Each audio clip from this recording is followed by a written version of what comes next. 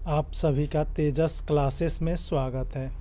शुरू करते हैं आज का वीडियो, जिसमें पढ़ेंगे बहुपद का प्रश्नावली 2.2। प्रश्नावली 2.2 शुरू करने से पहले उपयोग में आने वाला कुछ सूत्र देखते हैं। पहला देखते हैं द्विघात बहुपद। तो द्विघात बहुपद का व्यापक रूप ax² plus bx plus c होता है, जहाँ पर ध्यान देना होता है कि a बराबर 0 नहीं होना चाहिए, यानी कि ये a जो है a बराबर 0 नहीं होना चाहिए। अगर a बराबर 0 होगा तो ये जो है आपका पद समाप्त हो जाएगा, तो द्विघात बहुपद का व्यापक रूप नहीं होगा। अगला देखते हैं इसका दो शून्यक, यानी कि द्विघात बहुपद का दो शून्यक होता है अल्फा और बीटा।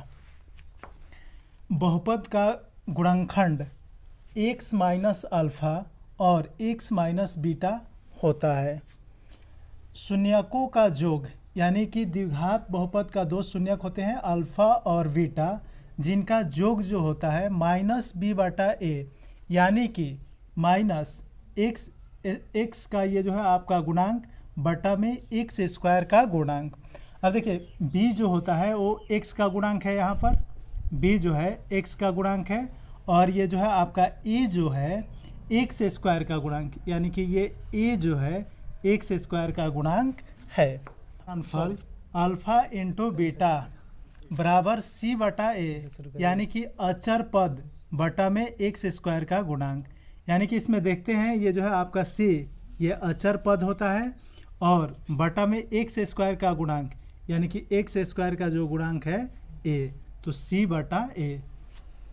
यदि शून्यांक दिए हो तो बहुपद, अगर अल्फा और बीटा का मान दिया गया है, बहुपद ज्ञात करना होगा, तो बहुपद बराबर x² माइनस शून्यकों का योग, यानी कि alpha plus beta into x plus alpha into beta होता है। त्रिघात बहुपद का व्यापक रूप होता है ax³ plus bx² plus cx plus d। इसका तीन शून्यांक क्रमशः अल्फा, बीटा और गामा होता है। तीनों शून्यांकों का योग माइनस b बटा a के बराबर होता है, यानी कि b जो होता है x² का गुणांक और a जो होता है x³ का गुणांक होता है।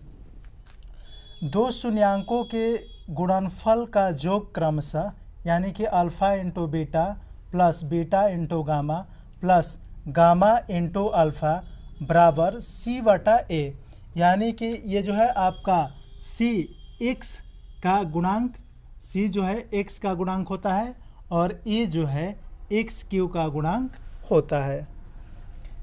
तीनों शून्यकों का गुणनफल, यानी कि alpha into beta into gamma का मान जो होता है माइनस d बटा a के बराबर होता है, यानी d जो होता है अचर पद और a जो होता है x³ का गुणांक होता है। चलिए शुरू करते हैं प्रश्नावली 2.2 का पहला प्रश्न। पहला प्रश्न है x² माइनस 2x माइनस 8, इसका गुणनखंड ज्ञात करना है। सबसे पहले ये जो है आपका गुणनखंड ज्ञात करते हैं, फिर इसके बाद में इसके शून्य ज्ञात करेंगे। तो इस बीच वाला यानी कि मध्य पद को इस प्रकार से विभक्त करेंगे ताकि जोड़ने पर माइनस 2x और गुणा करने पर गुणनफल जो है प्रथम पद एवं अचर पद यानी कि x² और माइनस 8x के गुणनफल के बराबर आना चाहिए, यानी कि x² माइनस 8 से गुना करेंगे तो माइनस 8x² प्राप्त होगा। तो इस माइनस 2x को इस प्रकार से हमें विभक्त करना है कि जोड़ने पर माइनस 2x प्राप्त हो और इसका गुणनफल जो है माइनस 8x² के बराबर प्राप्त हो। तो देखते हैं क्या ये जो है किस रूप में इसको हम तोड़ेंगे। तो लिख सकते हैं माइनस 4x प्लस 2x। अब देखिए -4x प्लस 2x को अगर हम जोड़ते हैं तो प्राप्त होगा -2x, और गुना करते हैं तो गुणनफल प्राप्त होगा -8x²। तो अगला स्टेप देखते हैं। -2x को हम तोड़ लेते हैं तो x² minus 4x plus 2x minus 8। इसमें से दो के समूह में से x कॉमन करेंगे तो यहां पर x कॉमन कर लिए तो x बचेगा, और 4x में से x कॉमन कर लेंगे तो 4 बचेगा। अब इस दो समूह में से यहां से 2 कॉमन कर लेते हैं तो 2 कॉमन कर लिए तो x बचेगा, और यहां से 2 कॉमन कर लिए तो 4 बचेगा।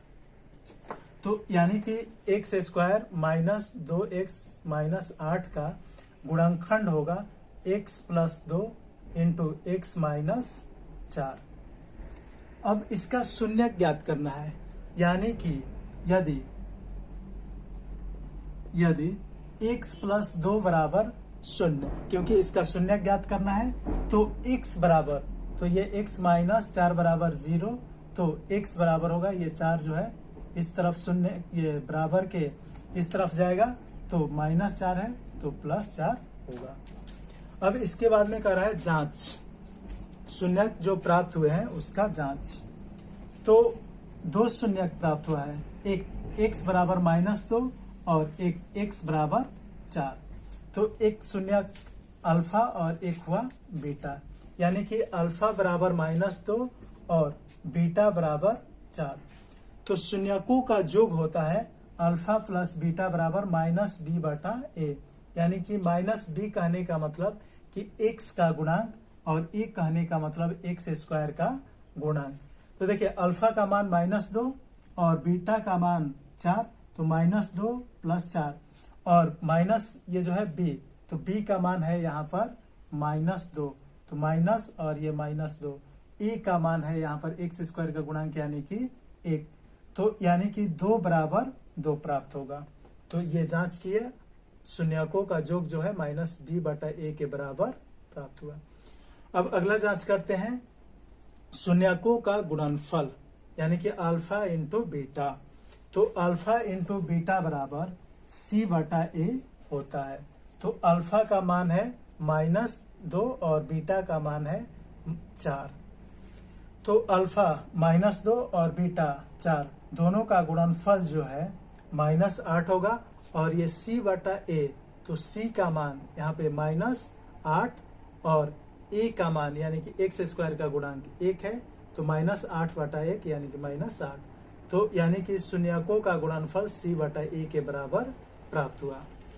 देखते हैं अगला क्वेश्चन, क्वेश्चन नंबर 2। तो ये क्वेश्चन है 4s² माइनस 4s प्लस 1। अब इसमें भी उसी तरह से जैसे पहला क्वेश्चन हल किए उसी प्रकार से ये भी हम हल करेंगे, यानी कि ये मध्य पद 4s को इस प्रकार से विभक्त करेंगे कि जोड़ने पर -4s और ये गुना करने पर गुणनफल जो है ये दोनों के गुणनफल के बराबर आना चाहिए। तो क्या लिखेंगे? तो हम लिख सकते हैं -2s, यानी कि -2s और -2s को अगर हम जोड़ते हैं तो प्राप्त हो जाएगा -4s, और अगर इसका गुना करते हैं तो गुणनफल प्राप्त होगा इन दोनों के गुणनफल के बराबर, यानी कि 4s²। अब इस 2 के समूह में से 2s कॉमन कर लेंगे, तो यहाँ से 2s कॉमन कर लेंगे तो बचेगा 2s, और इसमें से 2s कॉमन कर लेंगे तो यहाँ पे बचेगा 1, और इस प्रकार से इस 2 के समूह में से कॉमन करते हैं। तो 2 के समूह में से कॉमन करेंगे तो यहाँ कॉमन दोनों में मिलेगा -1, तो 2s में से -1 कॉमन कर लेंगे तो यहाँ बचेगा 2s, और +1 में से -1 कॉमन कर लेंगे तो यहाँ बचेगा -1। तो इस प्रकार हमें प्राप्त हुआ 4s² माइनस 4s प्लस 1 का गुणनफल 2s minus 1 into 2s minus 1। अब देखिए इसका शून्य ज्ञात करना है, तो यदि पहला जो हमें गुणनखंड प्राप्त हुआ 2s माइनस 1 बराबर 0, तो इस का मान क्या होगा, यानी कि पहला शून्य क्या होगा। तो इस एक को हम बराबर के उस तरफ ले जाते हैं, तो ये माइनस है, उधर जाएगा तो प्लस हो जाएगा, तो 2s बराबर 1। इसलिए इस का मान ज्ञात करना है, तो 2 जो है इस के साथ गुना में है, उधर जाएगा तो भाग में होगा, यानी कि s बराबर 1/2। या फिर उसी तरह से दोनों मान ये जो है आपका गुणनखंड का एक ही है, तो उसी प्रकार इसका s का मान भी 1/2 ही होगा। तो यानी कि इसमें दोनों शून्यक अल्फा और बीटा दोनों का मान 1/2 होगा। जांच करते हैं, यानी कि शून्यकों का योग अल्फा प्लस बीटा, तो एक शून्यक का मान 1/2 और दूसरा का भी 1/2 ही आया है। दोनों को जोड़ेंगे तो -b/a, यानी कि b जो होता है ये आपका इसके साथ जो पद है, यानी कि ये वाला वैल्यू, और a जो होता है इस स्क्वायर के साथ में जो वैल्यू है 4, ये वाला।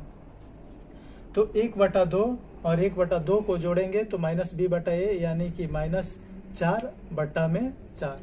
तो ये जोड़ेंगे तो हमें प्राप्त होगा 1, और ये भी जोड़ेंगे तो प्राप्त होगा 1, यानी कि दोनों का जो योग है शून्यकों का -b/a के बराबर है। अगला देखते हैं शून्यकों का गुणनफल, यानी कि अल्फा इंटू बीटा।